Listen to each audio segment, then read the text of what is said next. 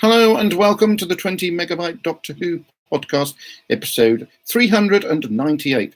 I'm Adam, and I couldn't be bothered. I'm fed up with this stupid quote business. But here's Debbie Melrose.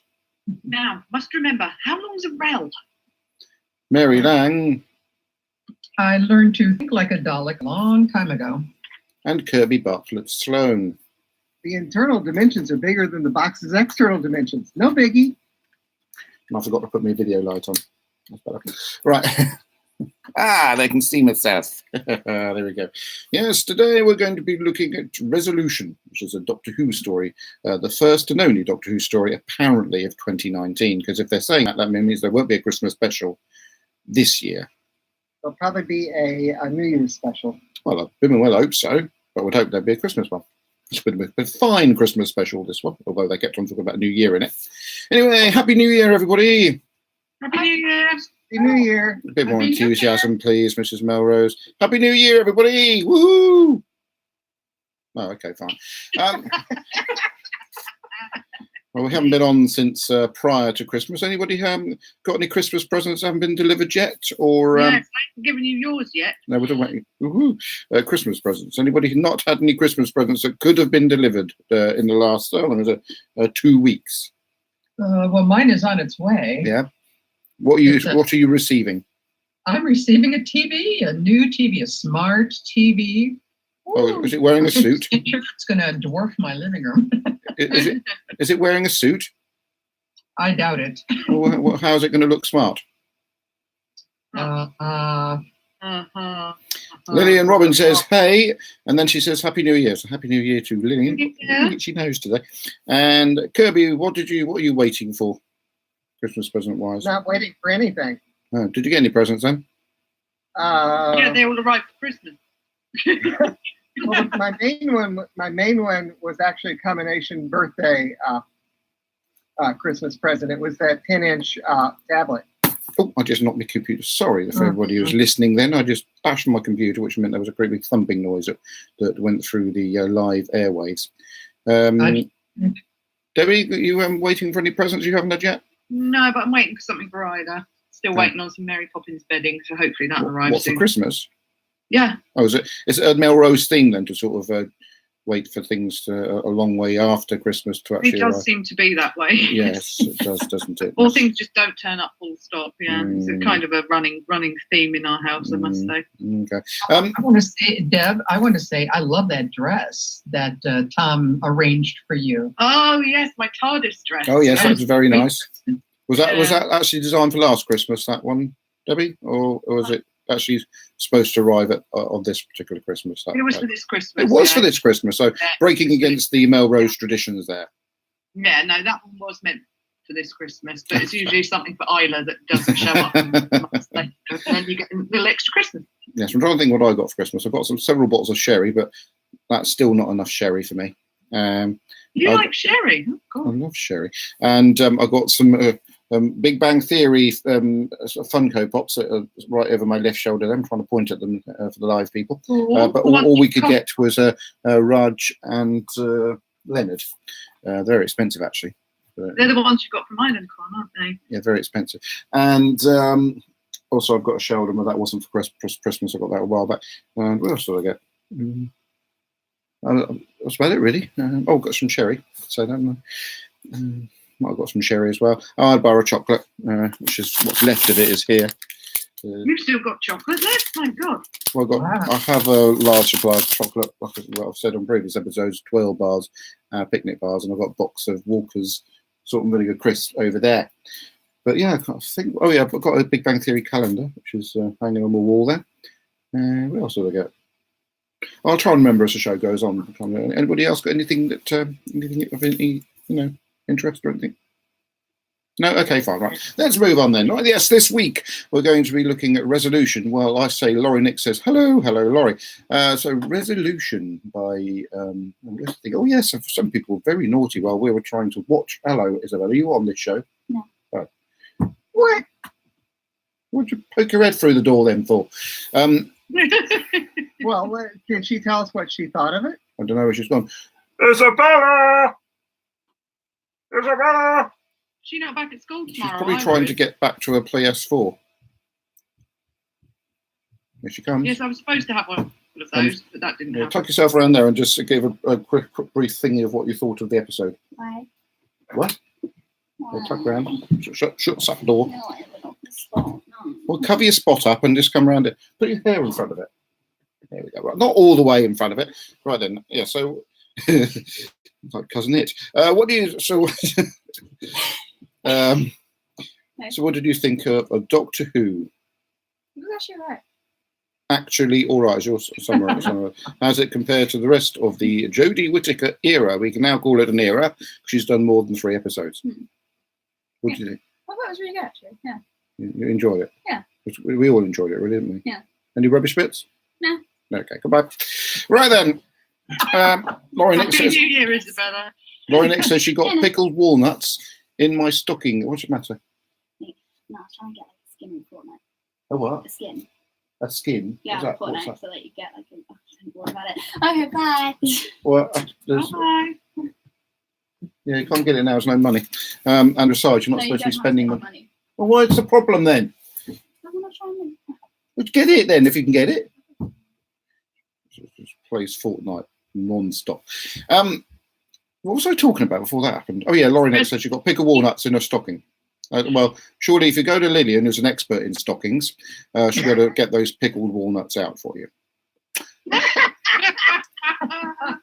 Oh. I mean, that's a fairly good bit of advice, actually. Right, resolution. Which I thought they were going to change the name of the episode halfway through and call it Resolution of the Daleks, but there was only one Dalek. They should have. Yeah, Ooh, because we all knew there was a Dalek in it. only because it was spoiled by the rubbish trailer that they put in, the teaser trailer, which had at the end of it, exterminate, which rather gave the game away somewhat. There we go. So I believe we all see this in the same resolution, HD. Moving on. Right. It starts off with, I was asked to use that joke. were you, by whom? It's on the Facebook group. Oh. Right. Right, tell me who they are, then I can get them blocked. Right then. So No. resolution. Yeah, it starts with a sort of a battlefield. It's Rob Lansdowne. Oh, I'm not going to ban Rob. It starts with sort of like a battlefield with smoky things and a teepee in the middle of this battlefield. Lots of dead people. Some scenes that are reminiscent of what? They're getting better. Scenes that are reminiscent of they remind me a little bit of Braveheart, all these soldiers running through and these explosions going off, and they're all sort of waving swords around. They're not all painted blue though. No, but yeah. So obviously there's a little bit of a wasn't there like a commentary over this bit explaining what happened? Yes. And Fred this morning yesterday when I was rewatching, came by and asked who is making this commentary, who's narrating, and who was it? It was his dad, wasn't it? His dad. Was it? Aaron or whatever his name is. It sounded like Ryan. It sounded like Ryan's dad. Oh, Huh. okay. I thought it was Ryan's dad because he features so strongly at the end. I'm pretty sure it was him doing the narrating, because when he came on as a character, I was like, oh, that's the voice. Anyway, there's an evil alien, or not, I didn't say an alien, but it's evil creature which gets cut But into. we all knew what it was. Yes, gets cut into 3 bit parts and transported to the farthest reaches of the planet. Of course, I thought at the time that getting it to the farthest reaches of the planet would have taken months, not years, maybe even years. They sort of tried transport they had to get them to the far Yeah, reaches. back then. Yeah. But True. of course, 2 of the parts did get to the far reaches and got buried. They were wrapped up in cloth or whatever and buried and stuff. But one of them, and there was a shot of a desert island, which was lovely. And you wouldn't have thought, looking at the size of it, that actually would be inhabited. And yes, it's a lot smaller than the Isle of Wight, Kirby. Before you say anything, It's about the same size. anyway, just when one of the other horsemen gets shot with an arrow, and and then that's it. And then we jump to sort of now, essentially. And some archaeologists are digging some stuff up. They find a skeleton with a piece of Archaeologist. cloth. Oh, no, what's that noise? Who shut a door? Someone shut the door. Not me. Yes. So they're digging up. There's a dig and there's a skeleton. If they need an archaeologist, they need Ripper Song. And shut up. And there's a bit of cloth with something inside it. And Barbara from Call the Midwife is very excited. She's got grown her hair a little bit for this, and she's alive again because she died. Oh, spoiler! Dear, that's a bit of a spoiler. Sorry if anybody who's currently watching Call the Midwife from a while back. Yes. Anyway. Well, it's a while back. It's not a spoiler. Yeah, but some places have it at different times, don't they, nowadays? I don't know. Okay, I'll carry on then. And I know I think it's on Netflix here, but I have no idea how many seasons. I'll tell you, it's a good program on Netflix you want to watch, Kirby. It's called The Crown. Really good program. Yes, I'm well aware of it. And guess what's starting up next week on Fox? Orville's back! Woohoo! The Orville already started here. What? Yeah. Yeah. Tom said it started last week. Yeah, we've already had 2 Oh yeah, episodes. all right. No. Yeah, okay. Well, I bet you're on the second half of the series 12 of Big Bang Theory over there, aren't you? Yeah, we've watched it all. Yes. Yeah. Right. Okay. Isabella got very excited because Melissa Rauch posted a picture of her with a Big Bang Theory script, which she thought implied there's going to be a series 13. They've all gone quiet over there. Anyway, that was on Instagram. Would you bleat? Sorry. There's not going to be another series. Okay. Not going to be another series of what? Big Bang Theory. Big Bang. Oh, okay. Anyway, so yeah, there. Call Midwife is on here on our public station called PBS. Yes. So just to let you know, I mean, it's current. You know, we see it pretty soon or at the same time as it's showing over there. Oh, good. So I haven't done any spoilers. I can't see it because we're too far away to get the broadcast of any PBS station. So the point is, I haven't given away any spoilers. I mean, Lauren X says far reaches of Yorkshire. But anyway, we end up in the TARDIS, and there's they're having a bit of a battle with the controls. Oh no, they're not, because the Doctor's showing them some supernova thingy. There it is. Fireworks for what? 9 firework. Yeah. 19 different. 19. Oh, you made some notes then, Mary. It's the same. Sorry, I'm going to surprise you one of these days, and we'll have a quiz. We'll have a quiz. We're already prepared for that, madam. You said you don't take notes anymore. No, but we're prepared for you to spring a quiz on us because that's the sort of shenanigans you get up to. Only when I've got time. Exactly. And I promise, anytime we have a podcast where we've already done the story, I will not go back and listen to the previous quiz. Yeah. Anyway, so meanwhile, after we see the scenes within the TARDIS, we go back to the dig, and they've put the sort of thing they found in the shroud in a sort of case with ultraviolet light beaming on it. What's the reason for this ultraviolet light? It must be something they do in our point. It's a what? It's just a plot point. But it resurrects it stimulates the cells, the dormant cells. Excuse me, you silly people. Do archaeologists use ultraviolet lights? Why the ultraviolet light in the first place? No, but that's not the point. Something that isn't revealed by normal light is there. So they do use them then, do they? It picks up traces of blood, however old it might be. Oh, okay. So it's a legitimate thing. Yeah. Okay, that's fine. That's all I wanted to know. Lauren X says yes, they do. Anyway, right. So they put this thing in there. Organic matter. And lucky for us, and unlucky for all the people that die in this episode, it sort of regenerates the Dalek, which then beams its other parts to itself and becomes one again. Of course, we don't know it's a Dalek. Well, you're not supposed to know it's a Dalek at this point. Yes? Master? What? I don't think we've ever seen a Dalek do that before, but it's a science fiction. They did say, Kirby, this was a special reconnaissance Dalek, which is probably the only one of its kind in existence at this stage. So stop being naughty. This is Doctor Who. So I didn't have any problem with it. I can't. The Doctor decides to go to where all the stuff's like. She's got. Did they get some sort of thing come up on the TARDIS console that there's something going on? Yeah. So they sort of materialize in the hub of the action, and there's a splat on the wall, which Barbara, which is not actually called Barbara, I just want to call her Barbara because I just recognise her as Barbara.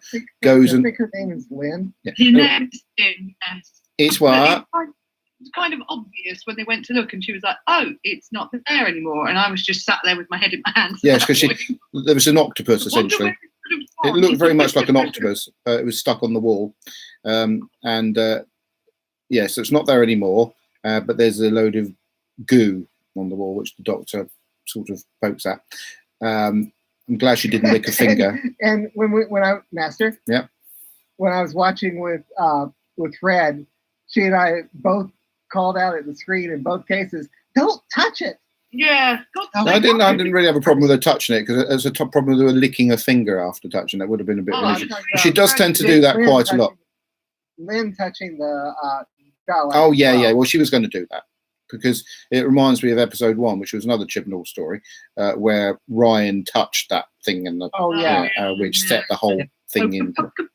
Yeah, Lynn's a scientist, so I understand that, she would go Yeah. far than the normal person in trying to explore something. Yeah, she was also an Put a archaeologist. glove on. She would then, because of she's especially a very curious person, isn't she? All archaeologists are curious and want to find out as much as they can about everything. what I always wanted to be. I like archaeology. I do miss Time Team. That was my favourite Channel 4 evening program. YouTube has it, and But I've seen them all, Debbie. It'll be like rewatching stuff. I just like the new. Oh yeah, episodes. my wife is watching those. I love you. I love Time. Aldrich. Oh no, that's the other one with Tony Robinson. isn't it? YouTube and all that. Brilliant to catch up on everything. Rewatch. She's acting fairly normal at this stage, but she has indeed got a spider. I mean, a Dalek. Octopus around her back. Well, they keep referring to it as a squid. Yeah. So at this stage, the Dalek is sort of taking a little bit of control over her, but then its control over her becomes more powerful as the episode goes on. The Doctor, everybody have a little trip in the TARDIS and land. Is it in Graham's Yeah, house? Yeah. Graham's place. Yeah. They destroy one of destroy one of Graham's And chairs. then just at the right time, the doorbell goes and Ryan's dad turns up. It's certainly not welcome in Graham's eyes, anyway. But No. Or Ryan's initially. no, I think Ryan's quite a forgiving person. But obviously he is, because he wasn't very happy about him missing the funeral and that, was he? But he hasn't got a lot of people related to him left, has he really? His grand's dead, his mum's dead, so all he's really got in blood relations is his dad, so I suppose he has to give him a chance. But none of them give him much of the time of day, do they? And the Doctor's sort of a bit off with him as well. I'm like straight away. She's like, "Your parenting skills are shit." I mean, sorry. She my bad, never sorry. said that on there, Deborah. No, I Dare you. I did, yeah. It's not Torchwood. Apologise. Excuse me, it's not I- Torchwood. Anyway, We're swearing. Sorry. Laurie Nick said, really creepy looking, not cute, squiddy at all. Squiddy. Squiddy. Yeah. But it was better looking than the previous incarnations of the Dalek creatures they've had in Doctor Who since 2005. Yeah, so yeah, not trusted. I think that's what we can say about Ryan's dad, and Graham gives him a piece of his mind as well. And Ryan's dad didn't like the fact that Ryan deliberately called him Grandad in front of his dad. Found a bit Gramps, he called him. Gramps, all right, Gramps. Yes. Called him Gramps. It's even more of a progress from Grandpa or Granddad. It is Gramps. indeed, Yeah. yes. So anyway, Barbara arrives home and takes her clothes off, and there's a spider, a squiddy thing, attached to her back. And interesting, the slight sort of difference in which the voice modulator is done, because doesn't come through a speaker, it's come through the Dalek's mind, so it does speak differently, which is quite clever. And somebody pointed out that Nick Briggs is called Nicholas Briggs in the title sequence, and where he's normally called Nick Briggs. Apparently, Nick Briggs himself on a thread on Facebook.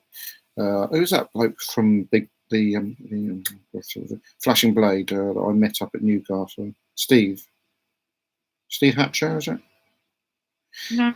He runs Hooverville. Anyway, he posted on then actually asked the question to Nick Briggs directly, because obviously I can't ask him any questions. He gets upset whatever I ask him, and he didn't actually answer it. I don't think he's that bothered whether he's called Nick or Nicholas.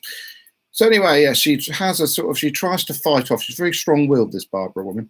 She tries to fight off this squid. I mean, this Dalek. But by this point, we now know it's a Dalek. Do we not? Yeah, I think we figured that out. He's actually said he's a Dalek now. It's properly creepy. Yeah. So the Doctor, meanwhile, goes back into the TARDIS to analyse the gooey stuff that she picked up with her finger and thankfully didn't lick. Yeah, that's what I was waiting for. And then the Dalek forces Barbara to access the Black Archive. Because we know why, because he wants to go in there and get a bit of Dalek artifact sort of stuff that owned. Oh, what now? So the unit's been disbanded. Yeah. I guess this other place got the Black Archive.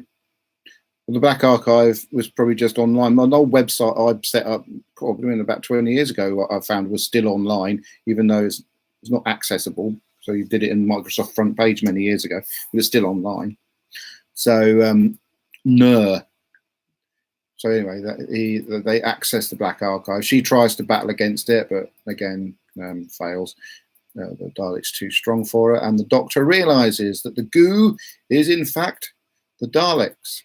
And bear in mind how many times the Daleks have invaded Earth over the many years, and it's all been forgotten. I found that quite funny, really. They were, what's a Dalek? So she, the Dalek and her take a car out and head towards the Black Archive at very high speed, and very evil smiles from Barbara, which I thought was quite good. And her possessed acting was almost as good as God rest her soul, Elizabeth Sladen's possessed acting.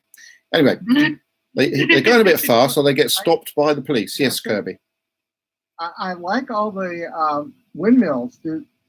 Is the English countryside covered in wind electric turbines? Generators? You mean? Yeah. No, there's lots of turbines around, aren't there, Debbie? Yeah. They're mostly made on the Isle of Wight, aren't they, Debbie? Yeah. Some makes them. Yes, there we go. Cool. They're everywhere. If you go to Blackpool, you look out into the Irish Sea, you can see them on the horizon. We don't have many here, though, do we? Not on the island. There's a few on the island. They would have protests about them, and Which is ridiculous. it is absolutely appalling. They'll be the first to moan if they can't have a hot cup. They don't mind fields being covered in solar power panels, do they? But when it comes to quite a pretty thing, I personally think they're quite peaceful and pretty wind turbines, and I actually think they could actually do a bit more with them than just have them as a white object on the horizon. They could actually do some arty things on them, like they keep on doing with the Angel of the North. But apparently they put a Santa hat on the Angel of the North during the Christmas period. So they just need a bit of imagination. Near where a lot of people are living, because they give off a sound that is. Yeah, that's true. That is true. Yes, there was thought of putting them off this southwest coast of the island. I think there are some down there. Are there, Debbie? No. Okay, I'll shut up then. Oh, what's? I don't know. I don't actually know. Anyway, back to Doctor Who. They tend to chop up birds, and that's a real controversy. How can they chop up birds? The feathers are wing. The blades are going around so slowly, relatively slowly, not like a helicopter thing, are they? You know. Well, unless the wind is blowing pretty hard, and there's a big fight going on in the west of our country over the wind farms that they have are chopping up our national symbol, the eagle. Really? Well, it really surprised me, because they don't go well in this country. They go round. They're quite very, very tall, and I would have thought that they're the people who want to save the eagle. Yeah, but the eagles have got the best eyesight of any bird in existence. How can they not see a big wind turbine? They're getting slaughtered by these wind turbines. That's very strange. Anyway, back to Doctor Who. So the police stop Barbara, and actually, she might have already been to the. She already been to the Black Archive at this point. What? How Stuff Works says, while some wind turbines kill birds, newer models are being built to reduce bird mortality. Oh, There okay. you go. Yeah, well, I hope they do manage to reduce bird mortality. I've never heard of any seagulls getting done in by a wind turbine. No, I've not heard of any major bird problems. Unless It's they not- just don't report it. Well, it's not generally being publicized because there's a lot of money behind those wind turbines, whereas the groups trying to save the birds don't have any money. That's interesting. I never knew that. That's something that you've picked up on, which people find quite interesting. That's totally unrelated to Doctor Who. Anyway, right. I like the fact that you've done it. Thank you, Mary. Right. So now all these things, when they start talking about birds being done in by wind turbines, we can say you heard it here first. Lillian Robin says, I like the Doctor continues using the phrase whoever's dad stroke mum, Ryan's dad, Yaz's mum. And then she says, I keep you seeing Barbara White possessed by a squiddy every time you say Barbara. Sorry about that. Anyway, so yes, she hasn't got the gun at this point. The squiddy thing rises from her back to attack the police officers. And then I she... like the... What? Master, I like the one shot which was a near mirror image of the first Men in Black with the policeman sticking his leg sticking out of the car. Mhm. Very similar. Sadly, I haven't seen Men in Black. It was very naughty of me, isn't it? Oh, I have. Sorry, I have seen Men in Black. It's not Men in Black 2 I haven't seen. Beg your pardon. Sorry. Men in Black 2 sucked. Okay, well, I'll watch it then. Men in Black 3 was really good. Honest reviews by Kirby Butler. Well, I How reassuring you saw the bad one. well, since when I was in about 8, 9, 10 years old, my best friend was Lowell Cunningham, who created the Men in Black. Name dropper there, name dropper. Yes. I did forget to mention that when I went to see Joe Pasquale a few months ago at Shanklin Theatre, he did mention the fact that he played Frank Spencer in a up-to-date version of Some Mothers Do Have 'Em. And in the theatre on the front row, very near where we sat, was the bloke who created and wrote the first few series of Some Mothers Do Have 'Em. I think Michael Crawford himself wrote the last one. But sorry, I just thought that was quite interesting. Bit of name dropping there. I should have actually got my picture taken with him, but I was too shy. Right, back to Doctor Who. So Barbara has taken the police. They've killed all the police people, and she's taken the police car and the police uniform. And then Ryan has a conversation. It's quite a long conversation with his dad in a cafe. Now, at the time I was watching this bit, I thought, oh God, this is dragging out a bit. But obviously, the reason why they put this in there becomes apparent later on in the story. So the good thing about that is I can skip past it. Big pardon? Yes, it's called Chekhov's microwave. What do you mean? You've heard of Chekhov's gun? Have I? Okay, it's Chekhov as in the Russian writer, not Chekhov as in Pavel Chekhov. It's a literary thing, particularly in plays and movies and TV shows, where you introduce an object which is being introduced so it will be used later in the story. Yes, thank you for that. Could have said that better quicker, but never mind. It's a very obvious thing, but you're going, why?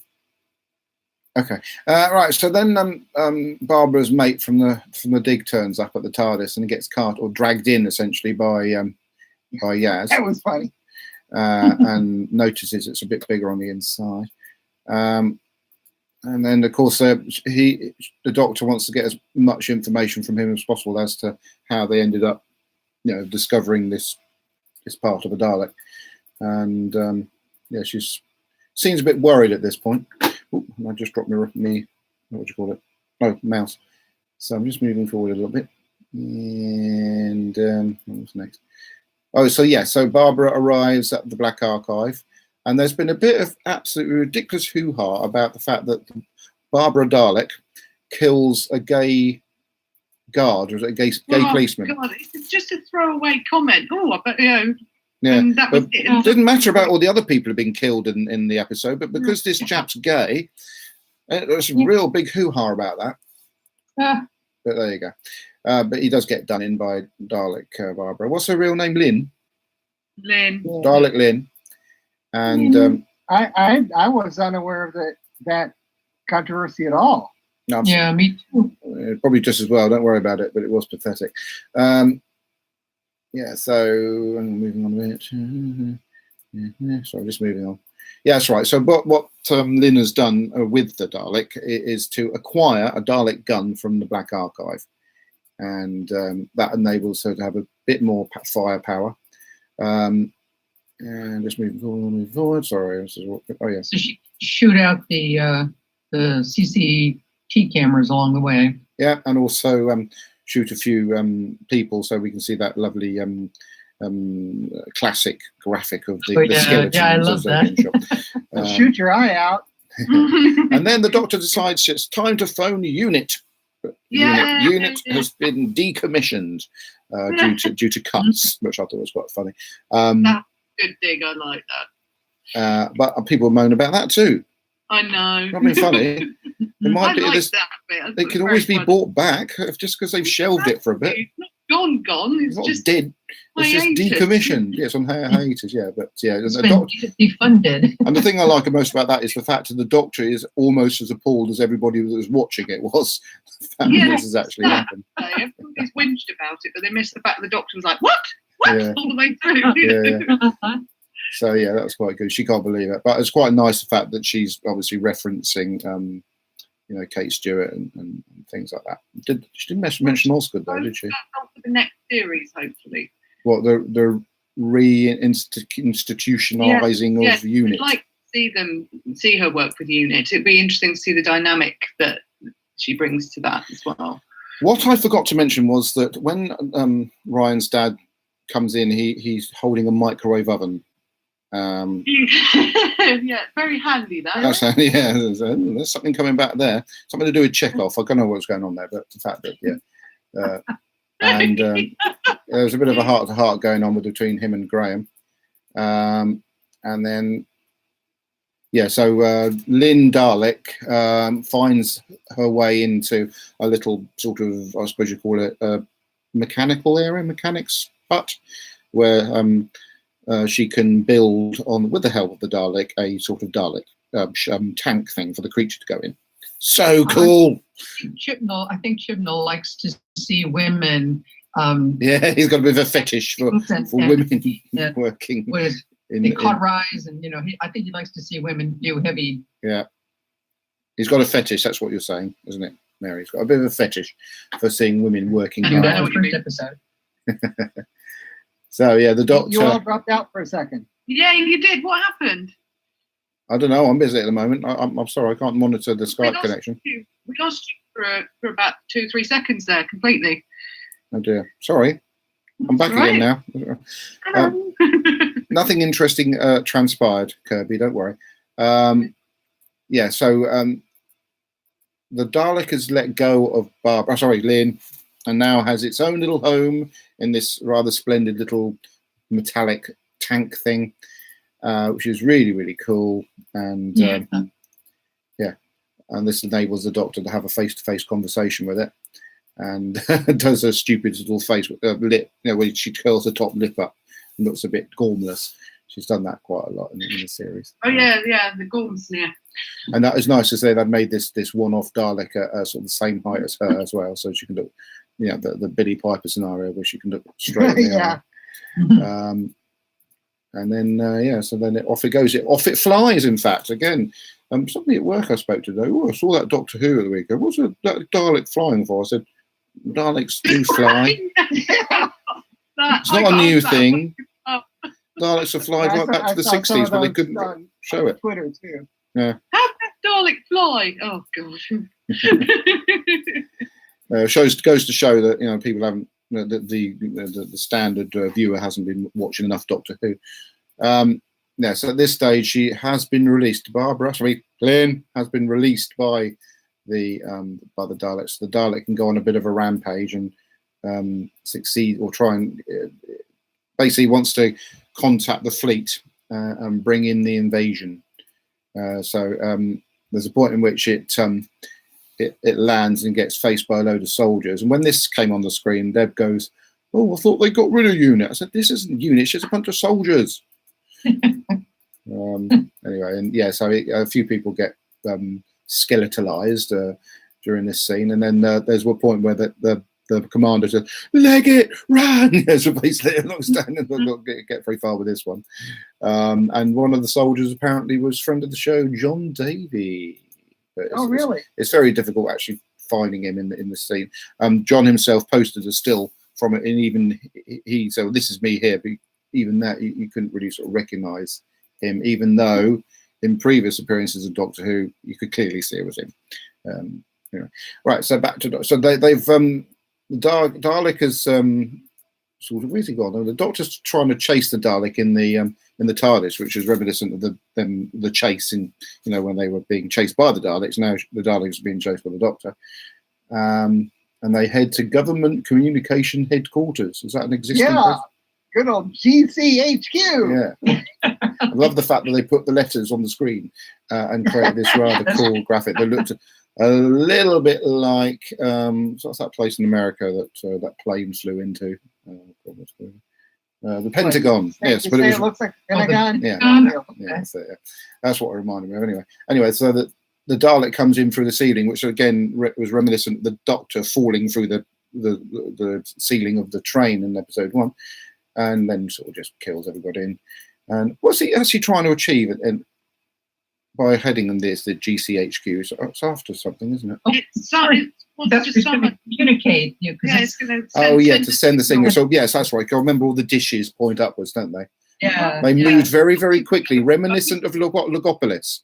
They swung I was around. thinking here that maybe Doctor might have gone, "There's no fleet for you to summon," but they didn't. So that means that there's open. The Dalek would never. The Dalek would never have agreed to that. That was possibly the case because they're two big-headed Daleks. Anyway, the Doctor comes along, and then they do something with the microwave. Of course. Handy that. Yeah, and hang on, just moving on, because then there's a point in which they're in the TARDIS. I'm moving forward because I remember the bit with the TARDIS. I only watched this episode. Oh, that's right. The Dalek gets hold of Ryan's dad and takes him over because they've destroyed the little tank thing. Supernova, isn't it? And, so they use the microwave technology to destroy the Dalek's machinery. So the creature jumps out and attaches itself to Ryan's dad, and then gets bundled into the TARDIS. And that's right. And then, like you say, the supernova was used. But we did really think that he was going to die in this scene. But Ryan was a bit of a hero and couldn't be without his dad, as well as the other people he's lost in his life, and saves him. And I was a bit surprised that the Dalek believed the Doctor was going to take the Dalek back to Skaro. Well, the Dalek. Why would the Dalek? I don't know, mate. Well, I haven't got a problem with that. Daleks. He threatened them, so she agreed. Yeah. Exactly. And that's it. Basically, yeah, you wondered why he wouldn't have checked before she opened the door. Yeah. So the supernova. Well, I suppose it must have killed that particular Dalek, but obviously that doesn't mean to say it's the end of the whole thing. But the relationship between Ryan and his dad is sort of, they've got beginnings of a relationship there. So they go back to Earth, and then Ryan's dad is offered a position in the Dalek. Sorry, it's the TARDIS crew, the Dalek crew. He's already been in the Dalek crew, but he said, "Nah, that's all right." And then they go, and we get the words on the screen: "The Doctor will return." Now I've heard a rumor that Jodie Whittaker is pregnant. That might be why then. And that's the reason why there's a delay. And I can't remember where I saw this rumor, but now I've had all these reasons why we shouldn't have a woman as a Doctor. That's the reason why. I'm sorry. Oh, this is with the seasons. Tom, don't say anything. Unless, of course, we have an older woman that can't get pregnant. But yeah, that's a reason. Apparently, it's not true. Not necessarily true. It's just a rumor. Companies have people they can sub in while you're out. It's like we could have a semi-regeneration They made Wonder Woman with her pregnant through most of it. They could do the body double. I agree. Why that could be a really interesting storyline. The Doctor being pregnant. And in EastEnders, when the landlady was pregnant, they always had her behind counters or something. Yes, I agree. And what about Voyager when B'Elanna was pregnant? They did almost a whole series of her wearing a different uniform, and quite clearly they're not very well hiding a bump, even though she wasn't actually pregnant in the storyline. Right, so going back to thing, why don't they think, oh, this would be an interesting storyline? We could make something up with a Doctor being pregnant. They could cover it. Why stop the blimmin' series? Why does it have to wait we so can get long? on with the story, the journey. But we She have wears the no. pink coat that would hide a lot. But we have to wait always these days, have to wait so long in between series, new Doctor Who. We get a little bundle of it, and then it stops too long, in my personal opinion. So they can't make up the mind when they want it to be on. So they just wait. It's usually about a year gap in between, and it's just my life is sort of wasting away as I wish it away for Doctor Who. It's just not on. Anyway, talking about this particular story, loved it. It was absolutely brilliant. It's certainly my favourite Doctor Who story, sorry, Dalek story since Dalek. And I actually felt this one was a bit more fun than Dalek, even though it was quite similar. I felt this is something I'd probably watch again because it was just great. And there were a couple of bits that I thought, I was stretching my thing. Is that work, the old ultraviolet light, because ultraviolet light comes out of the sun, but they did wrap up the parts of the Dalek in a cloth. And I did also think that how would they have had the power to, at the time, to really sort of cut this Dalek in 3 pieces, because they wouldn't have had the technology. They only had fire and, swords and whatever. But I suppose it's just a bit of romantic storytelling. But at the end of the day, I didn't really care because it was such a good story, really good fun, and I have nothing bad to say about it. Loved the steampunk Dalek. I hope they're not going to be like that, but I did love this as an individual one-off steampunk Dalek. And the fact that when the guns came out of its belly, it did remind me of the special weapons Dalek as well, which was fabulous. Great. I think he's done a really good job, Chibnall, in bringing back a Dalek that really was a kick-ass Dalek. Just one. So they seem to be much better, much more menacing when they're there on their own. It was great. I know you lot hated it, so we'll start with Kirby. I loved it. Absolutely loved it. I didn't have any problem with the science or anything because guess what? It's a science fiction fantasy TV show. My only problem was the slowness in the middle with Ryan's dad, which was important. When I watched it the second time, that didn't bother me. Yeah. So I loved it. I think it's one of my favorites. Actually, it's probably one of my favorites in a long, long time. This is the best sci-fi-ish story of the series, if you can incorporate it with the rest of the episodes. And certainly the best Chibnall script I think we've had I don't know forever, but because he might have done a couple of good decent Torchwoods, and Broadchurch wasn't too bad. But this is one probably. Haste to say, I might be wrong, but I feel this is his best Doctor Who script. Have you finished, Kirby? Sorry. Yes. Okay, right then. Debbie. Oh God, hang on. I've got to get me. Hang on. Bear with me, Debbie. Just do a little bit of lift music while I find me my jingles folder. There's one thing I forgot to do was get the jingles folder. Thank you. Can you do it in tune, please? Yeah, I'm looking at the list of. I'm looking at the list of stories that he's done for Doctor Who, and most of them are really You were meh, you mean? Yeah. Yeah. Okay, right then. So, and yes, Debbie. Hi. I get that now as well. I love that. Yeah, I guess. Welcome to my world. Yeah, well, it wasn't the best episode ever, I must say. But after what we've had this season from Chibnall, it was brilliant compared to some of the offerings. I didn't want to compare it to his stuff. I just wanted to look at it on its own. But the fact that Chibnall wrote it was what surprised me. That obviously he can do some good stuff. The thing is, though, you could tell when I texted, when all that we started on Messenger. It was really winding up. She must be obeyed while we were watching the program. It kept on going ding. Well, I have my phone on mute when I'm watching something important. Yeah, commenting like that, you naughty girl. And I when I asked, did Chibnall write this? Because it was the scene between Aaron and I can never remember his name. Ryan. Ryan, thank you. I keep saying Rory in my head. I don't quite know why. It's Ryan, and probably because he is the Rory character. I suppose we could say that. But yeah, it was unnecessary because we've been built up through the whole of the previous season exactly how their relationship stands. Wasn't that Exactly unnecessary? how it does. Because We you wanted know to. that they're distant. We know that they're not his dad's a bit of a hopeless dad. We know all that. We didn't need to have a 6-minute break almost in the middle of a Dalek escaping and doing interesting things to basically be retold everything that's gone wrong between them. No, And that I wasn't. felt It was natural. It was actually them talking to each other. I mean, if they'd not had that scene, and that had that scene where Ryan's dad nearly died at the end, you would think, well, why would he care? Because he's not actually got that bond with him.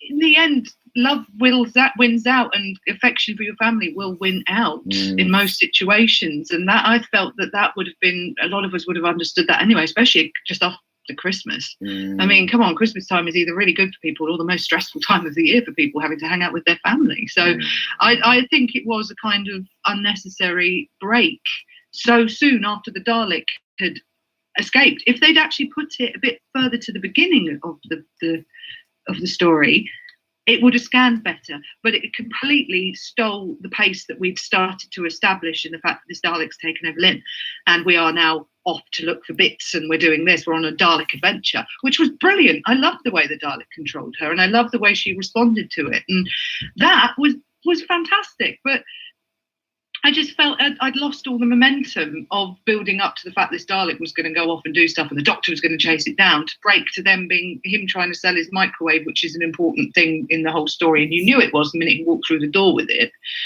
And that's the way, unfortunately, the way Chibnall writes is very coloured by numbers. And I found that most of the way through the beginning, I found that. And then it really got going. And that's why he became the main guy on Doctor Who, because he can do this. If he could just do this consistently, I think this new era of Doctor Who would just take off. I mean, we've had some stunning ones, but this episode, I thought the Dalek was brilliant. I thought the steampunk Dalek was fantastic.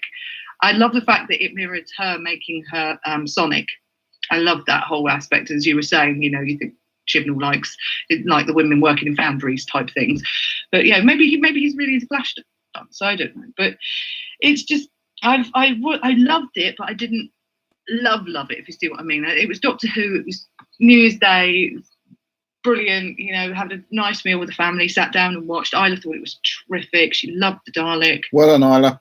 Yeah, she was very curious about them again, and that's always a good thing, to be able to sit down and talk to her afterwards about what happened in Doctor Who and how the lady was possessed and how she didn't die, and that sort of thing. So Chibnall definitely works for the younger generation as a storyteller, but for us, I think he's not making the bridge between the older viewers and the younger viewers, and that's okay. But I just felt that, as I say, it wasn't the best episode. It was great, but it wasn't the best. Right, don't agree. Anyway, then let's try another little avenue, shall we? It's Mary, God help us. Well, I thought it was a bang-on episode, in my opinion. Yes. I think it was the best one of this whole season. I think it was better than anything in the Capaldi era. Than almost anything in the later 11th Doctor era. It had all the right elements. And when I first watched it, I too felt the drag of the emotional scenes between Ryan and his dad. But on subsequent viewings, I kind of tempered off of that, kind of like Kirby did. That might be my mistake. So much. I've only seen it once, so that's probably it. I've not had to watch anything else. Okay, but that is the theme these days. I took it almost as a public message because this is a family show. I looked at it in that they're trying to tell the dads out there that there's more to being a dad. So I felt like the Doctor Who was kind of doing a public service with this relationship story. because I think it's something that is becoming, a theme in a lot of other things as well. And Adam, you said that you, comparing it to Dalek, that you thought you might have liked it better. Mm. I think those emotional scenes is the only part that kind of dragged it, took away that edge of your seat scariness that Dalek had. Dalek just had me pumped all the way through, whereas this one kept, building up and then letting me down and building up and letting me down. So it didn't have the momentum that Dalek has. But in every other way, I rank this the highest of anything I've seen in a very long time. So there you have it. Yay! Fair enough. Yay. Right. Well, that's potential then. So if I watch it again, hopefully I'll enjoy it. It's definitely worth watching again. I think you will like it the second I think it's probably the time. most rewatchable Doctor Who story that we've had for a while. I do have one more thing. Mm-hmm. We're still underusing Yaz. Maybe so. The next year is going to be all about her. Yeah, and I've read comments that next year is supposed to be her year. The next season. You mean the year after next, Mary? I'm a bit worried. No, it'd be next year. I don't have a problem with that. I don't want it to be about the companions. I want it to be about adventures with Doctor. Yes. Oh, yes, it bugs me. We've done companion. Let's do Doctor. Yeah. I wouldn't have. It wouldn't have bothered me if Ryan grabbing his dad, if they both got sucked out. Okay, it's one less companion. I beg your pardon, Mary. This is a family show. It's like, that noble sacrifice thing, and it's like I was actually a bit miffed that he didn't go. it's like we got to cut down on these companions. Moffat would have got rid of him. But then he would have come back as something else. Oh, Yeah, he would have been alive later on. Yeah, the glass creature or something like that. Yeah. Anyway, feedback. That's what we're going to talk about. Rob Lansdowne says, please use my joke about screen resolution. No, Rob. Kieran Nelson says, was okay apart from the EastEnders style story with Ryan and his dad. Yeah, we all tend to agree with that, but like I said, it's actually quite important to the story. Maybe it could have been a little bit shorter, but of course I think they had an hour to fill for this episode. Laurie Nick said, regarding the helpline, I was just astonished by her retro glasses and that the Doctor didn't have to listen to Muzak on hold for 15 minutes and didn't have to go through an automated system and end up in the wrong department. Yes, that's right. Yeah. Laurie Nick says, I enjoyed this one. We are back to having a really menacing villain presented in a newly scary way. Just when you think they've done something with the Dalek. Else read it. It's Shut so up. Long. Well, do you want to read it then, Kirby? I can, but should have one of the women read it. No. Can you see this one, Mary? Yes, I can. Go on then. Okay. Laurie Nick says, I enjoyed this one. We are back to having a really menacing villain presented in a newly scary way. Just when you think they've done everything with Daleks, here's Squiddly Diddly, using a human as a vehicle and racking up a body count outside of its shell. Though one might wonder if Chibnall has a thing for girls that weld. Oh, she picked up on that. Yes, there were slow bits with Ryan's dad and all, but I didn't mind the personal drama as that story arc needed to be resolved. And we learned a valuable lesson. Always bring a microwave oven to a family reunion / battle with the most dangerous creature in the universe. There were a few plot points that those who forget that it's a science fiction fantasy TV show will point out. And I had one friend who was so outraged that Chibnall had done away with the unit in a cavalier way that she ain't going to watch no more. How pathetic. I appreciated that part as reflecting our current reality, and it summed up why UNIT wasn't dealing with this issue. We already had enough characters involved anyway. Yeah, amen to that, Larry. Props to the archaeologists. They lived, and they are willing to work on a holiday. In all, I think Who has redeemed itself with this real season ender. Yeah. Yeah. Thank you for that one, Laurie. And then she goes on to say... by the way, do all Yorkshire cops address a woman as love? Yes. I think that the cop here said, honey, but wouldn't mind if a Yorkshireman said love or pet, as I just told him that I'd run out of Hendos and get out of it. What is this? Most of the time in Yorkshire, it's duck. Or duck. Duck. Yeah. What is run out of Hendo's? Of Does what? anybody know? No idea. Is that an eating place, maybe? No, nobody's answering me, so nobody knows. Okay, right, moving on. Jeff Waddle says it's the Yorkshire equivalent of hen. All Scottish women have to be addressed as hen. No. That is the law.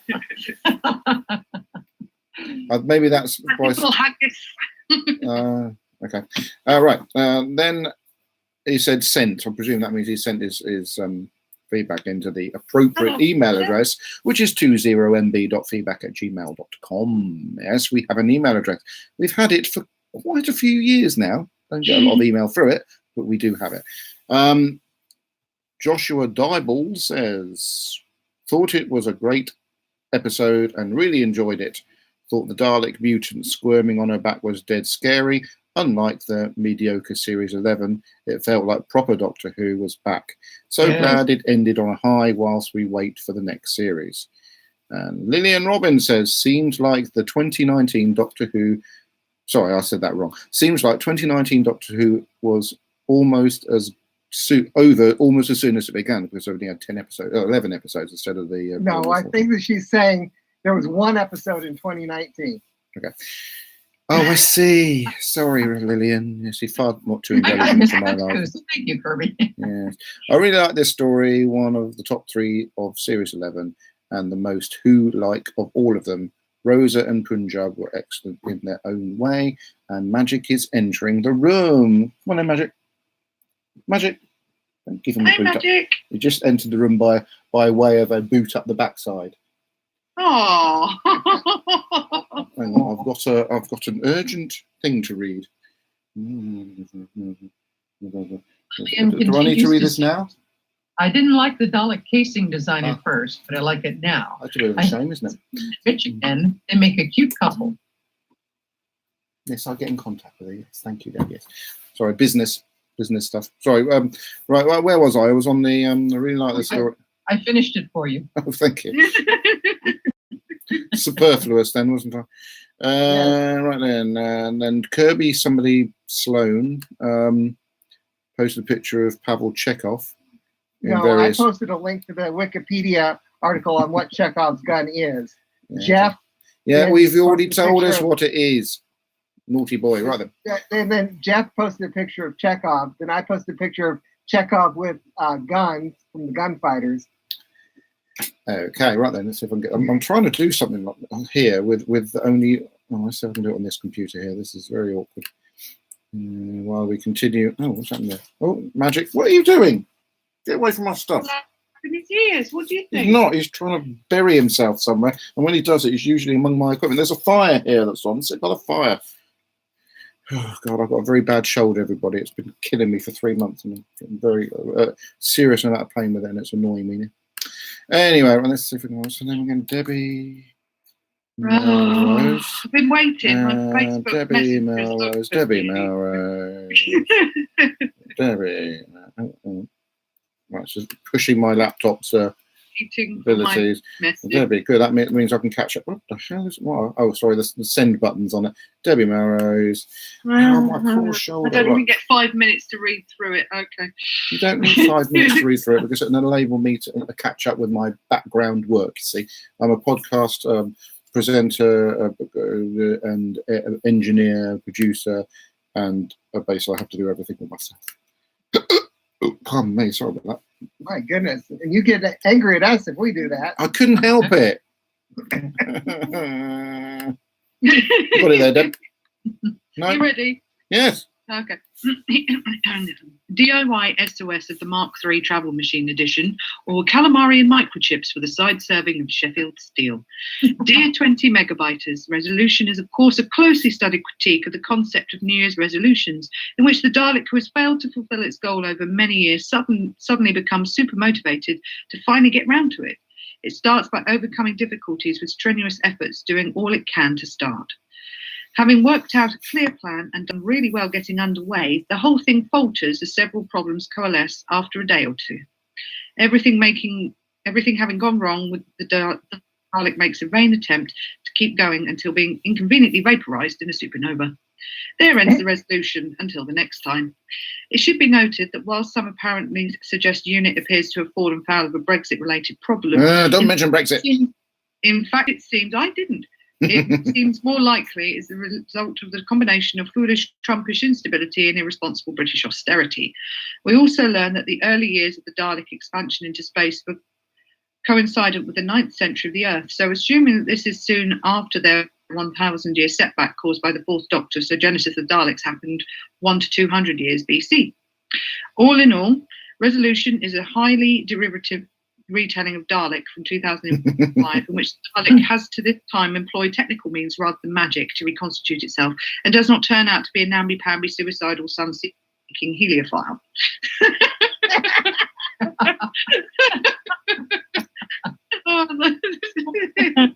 Tom's dying. Once more, the extensive TARDIS team and extended family and hangers-on are all given appropriate and substantive roles. The Daleks' callous survival imperative is in full exhibition here, and in this first foray of this new era into returning perennial malefactor, this showrunner once again employs his deep and clear knowledge of the show's techniques and core concepts. This story is perhaps 6.5 minutes too short, as it would have been to include a more comprehensive flashback to the original defeat of the Dalek rather than just some rudimentary line drawings. Next up, Doctor Who and the Govia Thameslink TARDIS franchise, or this TARDIS is delayed 3 to 6 months. Please mind the gap. Those are my thoughts, Alan Butcher. Thank you, Alan T. Butcher. Some stuff's come through on the live feed. What was that? What are you laughing at? Heliophile. All right, steady on. Laurie Nix has been sort of going on about, she said, just give her a big prop to hold. And Mrs. And then Henderson's relish is A. Is that A or not I? Henderson's relish. Don't know what that's all about. And then she says, to a Yorkshire condiment that is beloved by locals. Yeah, I looked it up while we were talking. My dad's got it. Yes, and then Lillian said, Alan, please put these into a book, in referring to obviously to all of his. Bagsy, do the audio book with me huffing and puffing and sighing. Well, I think you might as well just take all the clips out of the episodes, and ones you can be bothered to turn up for. All right then. Mary. Pardon? Mary's done a few. Has she? Yeah. Well, we're talking about the podcast at the moment. Thank you. I did Debbie. one. Jeff Waddle says, easily the best Dalek story since Dalek. Just going to prove they are much more of a threat when there is only one or a few of them compared to thousands of them. Chibnall nailed the Doctor here. That's what she said. Oh dear. And makes you wonder why the writing for her was all over the place that last season.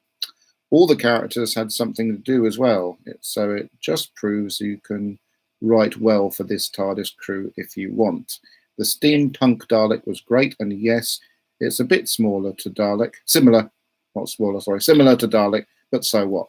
The creature on the back was more sinister and a better way of showing humans under control than the awful Dalek eye stalk appearing in folks' foreheads we had for years.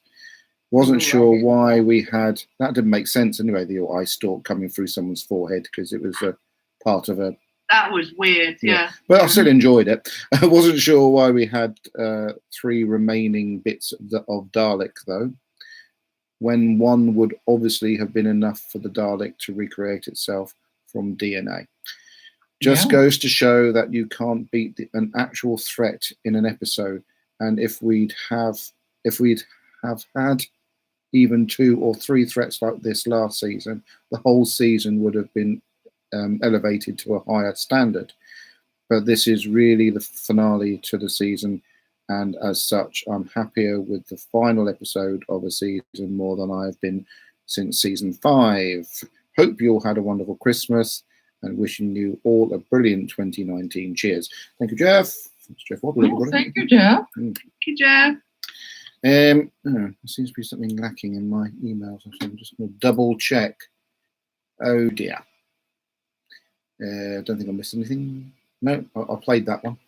Yeah, there's something lacking, but I can't. I have no control over a certain lacking that we have in our midst. Let's see what people are saying. Oh, nothing. Okay, so that leaves me to move on to News of Doctor Who variety. So I'll just open up a page to that effect. DoctorWhoNews.net. I'm interested to see if any. I must look up actually. Kirby, good job for you. Did we not get anything from Ian Kirk? Because it looked No, like that's on what the- I was sort of glossing over. I haven't got anything in my inbox apart from December the 17th. The battle Because he of. says he said something. I haven't got anything. Yeah. Okay. Aw. Let's have a refresh. See if Even anything's if turned you're up. listening and you have sent it, can you resend it? Oh. Master, What? he says, eek, I thought it was 8 p.m. recording feedback now. Yeah. Oh, blimmin' heck, he's rushing in there. Oh, sorry, Ian. So he said he posted that 10 minutes ago. Could you remind Ian it only went to 8 p.m. while the programme was actually on air? We're back to normal timings now, which is much better for me. It means actually getting a longer chance to have a lie in bed in complete agony and roll over on my shoulder every 5 minutes and wake up. Or as other people call it, sleeping. No, I don't actually get much. Are you sure? I've got a bad shoulder. It's been doing my shoulder in for 3 months, and it just hurts a lot. And yes, I injured it, and then it got a bit better. It's got better when the first injury. I couldn't even. You know, like if you wag your arms like you're flying up and down. Right. When I first injured it, I couldn't even lift it. I had to actually use my left hand to lift my arm up to the steering wheel to drive the car. It was that painful. But now I can actually physically move it in that way. But it bloody hurts. And if I lie on it, it'll wake me up because if you turn over or whatever, and I have to sometimes bounce in bed to get into position because it hurts too much. And some days it's not too bad. Some days it's okay. I can work with it, and I can still lift and stuff at work, but it's constantly giving me jip, and it's very depressing. But back to Doctor Who news, ladies and gentlemen, while Ian prepares his audio. So somehow you're mentioning that you were in agony reminds me of the Goon Show saying someone was screaming in agony. Fortunately, I speak it fluently. Glad to have amused you, Kirby. But anyway, I did have a job for you. I nearly forgot. Remember, I'm the only American you know who knows what the Goon Show even is. Congratulations. Got a job for you, Kirby. I know what it is. I just don't watch it. Kirby. Listen. Kirby. You listen. Right. Kirby. Yes? Right. Google Jodie Whittaker pregnant and see what comes up. Already did. And? Fake. Yeah. I did that back when we were talking about it. You could have said it at the time to save me a sentence of air that I didn't need to expel. I felt I was interrupting too much. Oh, first time we've ever felt that, isn't it? When does that ever occur? Is that a New Year's resolution? Resolution. All right. Mine was to try not and swear. I've already failed that one. Yeah, the main link that comes up when you look that up has a note on the page saying this appears to be false. That's a shame. I wanted to have a good moan about it. So really, they've got no excuse to hold the show back until 2020. Have they, Debbie? There's millions of people out there who've got fully fledged scripts like myself ready and waiting to go if they're short of scripts. We've got them. Have we? What are you talking about? Sorry, have you lost me? And the fans. Oh. Fans. If it turns out because they haven't got any decent stories, there's the fan fiction out there is astronomical. I'm not interested in that. I know a lot of people are. But anyway, right then, Doctor Who news. New high-quality audio recordings of missing episodes. Kaleidoscope, a non-profit organisation that specialises in locating missing television programmes, have announced that a new selection of audio recordings of missing Doctor Who episodes have been recovered. Many of which are an improvement of recordings that previously have been available, which then leads to the possibility of animated reconstructions. Yay! There's an animated reconstruction coming out very soon. Which one? I can't remember. Damn. But I will be buying it. It's coming out on DVD. Somebody will find out. I'll probably get something coming through on the thread actually about that. But there is an animated reconstruction of Doctor Who story coming out very soon. Right then, and I think it might be. Is it Macroterra? Yes, it's Macroterra. There we go. I remembered. Right then, resolution. Yeah, and you keep saying Terra. It's Macroterra. Thank you. Resolution overnight viewing figures was watched by 5.15 million viewers. Obviously, that's. Oh no, they're going to cancel Doctor Who. Well, they have. No one's watching. They have cancelled it until 2020. Obviously, it's not as good a day to have it on than a Sunday evening, in regards to people sat in front of their tellies, because all the programs for the day got fairly low viewing. Luther got 5.63. And I say about Luther, I haven't watched it, but obviously Idris Elba, who is quite a well-known actor, still comes back to Britain to do Luther. He must absolutely love the programme. Like, I suppose, old Cumberbatch doing Sherlock, I suppose. Coronation Street had 5.39 million viewers. Well, I said Doctor Who was 5.15. So they're all quite comparative. Emmerdale, 5.17. EastEnders, 4.74. So Doctor Who beat EastEnders. Hooray.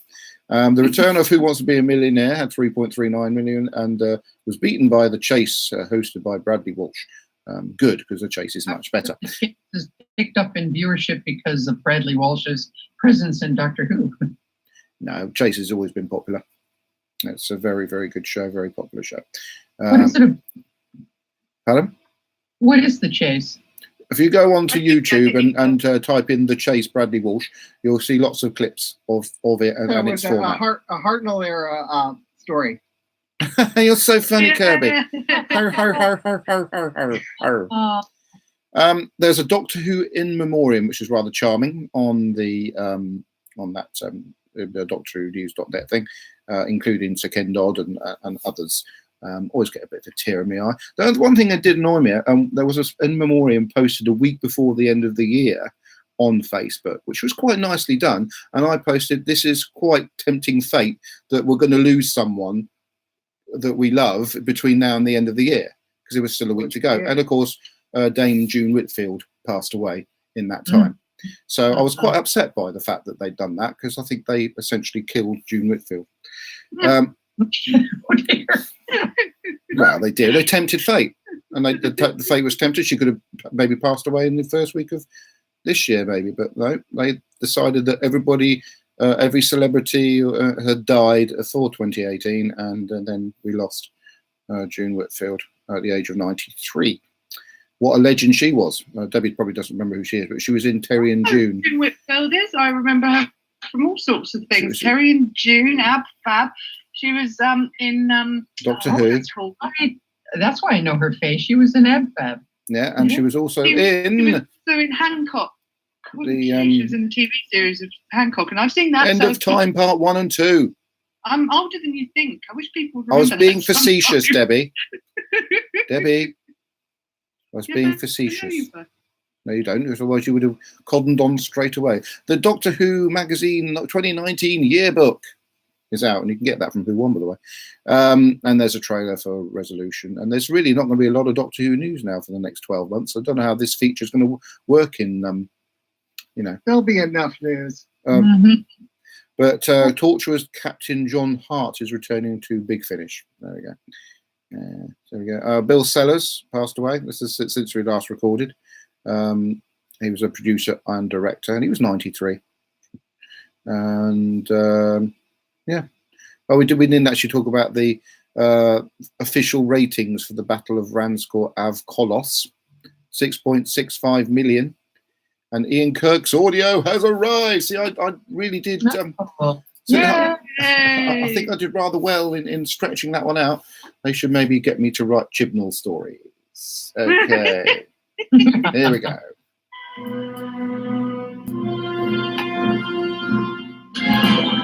Hello, Twenty Move Back Podcast. It's Ian Kirk. Hey. Yay! Resolution by Chris Chibnall. The showrunner has saved the best till last. Hey. This is Chibnall at his most chibnacious. This is the DNA of the most dangerous creature in the universe. Does it have a name? Ian Kirk. It was a battle in Britain involving a Game of Thrones style coalition fighting in Dalek. They defeated it, cut it into 3 pieces, and buried the pieces 2 feet under the ground in various locations around the world. One Guardian took a piece to Siberia, which is scarcely believable. One Guardian got all the way to the South Pacific, which is preposterous. The third Guardian was killed trying to get through Yorkshire. That's half of the course. Yes. When ultraviolet light is shone on 1/3 of the Dalek, it can just teleport the other pieces from around the world.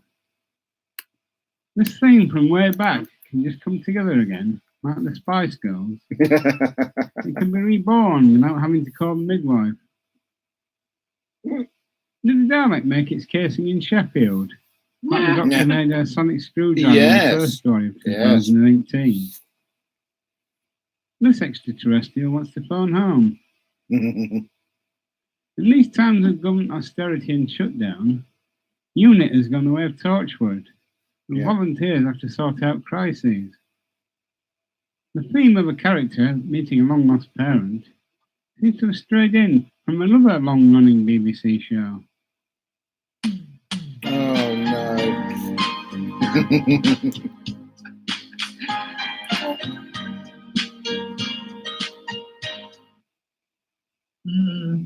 Bye for now. Thank you, Ian. Thank you for taking the time to record that and send it in while we're actually doing the show. So that's fantastic. Right, whowon.co.uk. Is that whowon.co.uk? Kirby, I just said that a few seconds ago. Now, for once, one of your New Year's resolutions could be to listen to what I'm saying. Master, What?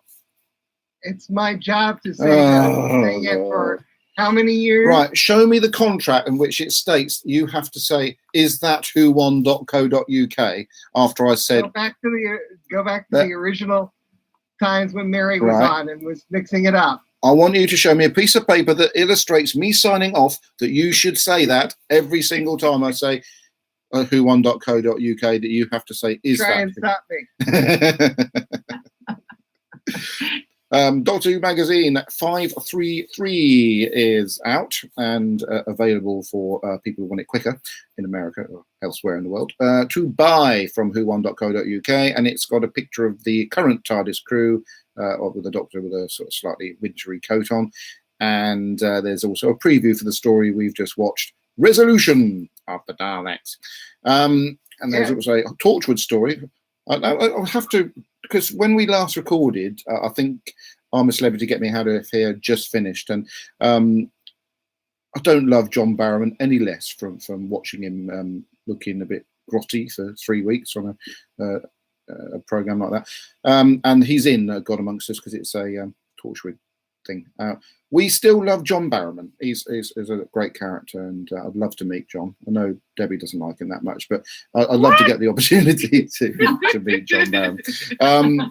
Pirate Planet, it's a James Goss novelisation of Douglas Adams's story. That is available to buy, along with The Seventh Doctor New Adventures, which is a Big Finish production. Specifically, one of the stories is called Trial of a Time Machine. Amongst that is the previous edition of Doctor Who Magazine. Let's see what we've got coming soon. Interesting to see what's coming soon. Bear in mind, Christmas is over. You should have already bought all your gifts from Who Won. Before the dog was going to throw up then. Crash of the UK, which is featuring Maureen O'Brien. These aren't out yet. Devil in the Mist, Hunting Ground, Muse of Fire, Scratch Man, a Series 11 DVD and Blu-ray set. I don't need that because I've got it from iTunes.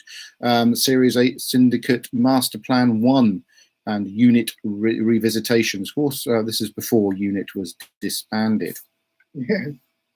Navazi. Let's see if they got a sale on. I definitely want to get the Series 11 DVD/Blu-ray because I need to pay them for them somehow. Yeah. Oh, hey? Well, I kind of get them in a non-official way right now. Oh, I see. So, yes, okay. Any police officers in the vicinity and want to get Kirby's address for catching him for doing stuff. So, if I could send you. I do buy them late when they become available. Oh, you're changing your tune now, aren't you? Right then, yes, Lavazi. Let's see if we've got no sale on for Lavazi, but you can still get things like the Christmas jumper, which has 2 reviews now. Let's see what the other review says. Got this jumper last week. The quality of it is superb. The other clothing, as is the other clothing from Lavazi. The design of the Daleks and TARDIS is lovely. It really goes nicely with the blue Doctor Who Christmas scarf and hat we got a few years ago. But Lavazi didn't make those, I'm afraid, Luke. So you should be careful what you're saying. So you can still get your Christmas jumper. Get it for next year. And the Christmas hat sold out. Christmas scarf sold out. There you go. But you can still get your scarves and your 5th Doctor jumpers and your 7th Doctor pullovers and all that gubbins. If you're a real Doctor Who fan, you should certainly have a 4th Doctor scarf. I have 2, so I'm a doubly real Doctor Who fan. Right there, I'm talking about. Pardon?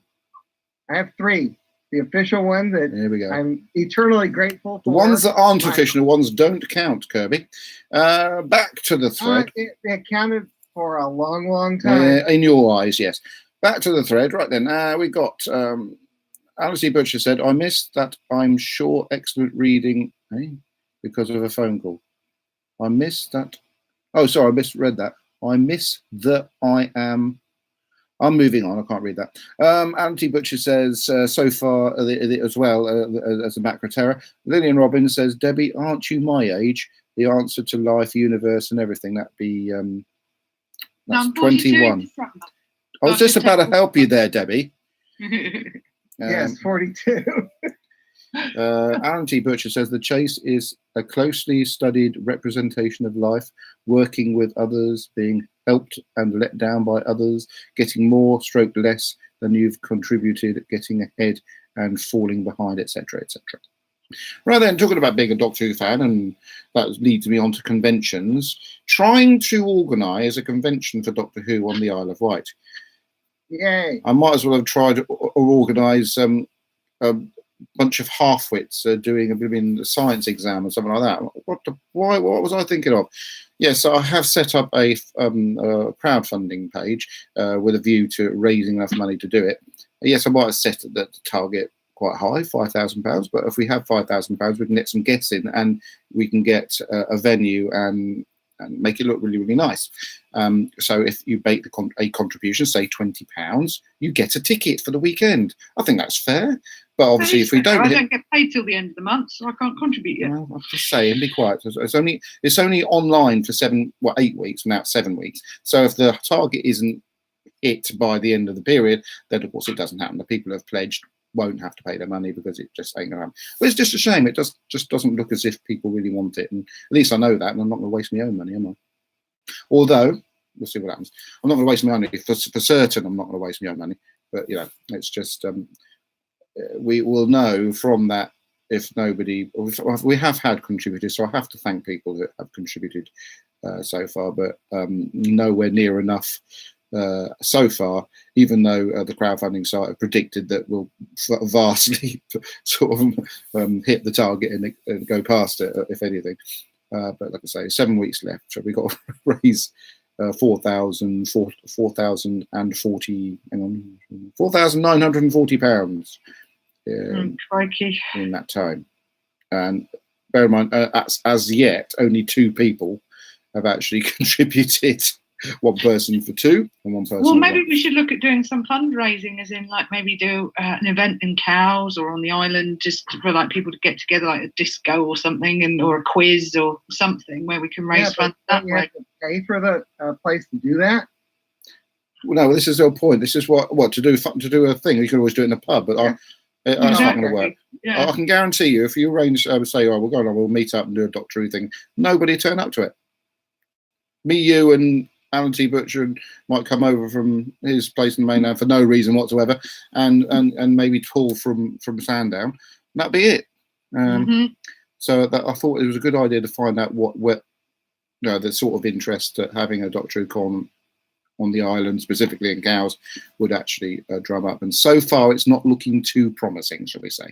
I'm not totally sort of wash my hands of it, because the word might not have got round enough. I've had certain people liking the post, but not actually contributing anything. But like you said, Debbie, they might be in the same boat as you and not have enough funds to contribute just after Christmas, etc., etc. But like I say, that's why I had it running for 8 weeks. So hopefully by February, we might get some stuff going. But keep sharing it, talking about it, etc., and hopefully things might improve in that department. Yes, anybody going to say anything? No. No. Okay. No. It's still a project close to my heart, but I'd like it to happen. But obviously, if people aren't interested in a suggested event, it doesn't sound like they'd be that interested if the event actually did happen and they had to buy tickets on the door or whatever. So, feeling a bit deflated on that particular side of things. But don't mind, eh? Okay, I will see what we can do. Yes. So, next time we're going to be doing the season review. So we'll be looking back Series. All right. of, Yes. of the last series of Doctor Who. So that's. And I'll just check I've got nothing on next Sunday. Otherwise, I'll be throwing myself in a bit of stuck then. Monday. Oh yes, nothing. It's 13th. So there we are. Next Sunday. Already? My God, it's going quick. Next Sunday, series review. Following week after that, so you've had plenty of time to watch the what's that story called? Invasion of Time. That's one. Plenty of time. We've had it about 4 weeks by then to watch that story, and that's what we will be doing via the journey on the 20th of January. Okay. All right. Good. Right then. So, unless anybody else has got anything to say, listening. No. Okay. Well, thank you for watching, listening, and contributing to the show. Please contribute to the fund, the crowd funder thing, which is on the 20 Megabyte Doctor Who podcast Facebook group and online stuff like that. Looking for what's the thing called again, Deb? Lord of Time. Yeah, Yeah, the Lord of Time. Yeah. I can't call it Lords of Time because apparently there was a convention in 2012 called Lords of Time, and I don't want anything to get too confusing in that department. Well, we're only focused on one specific Lord of Time, so it's fine. Anyway, I was trying to say goodbye.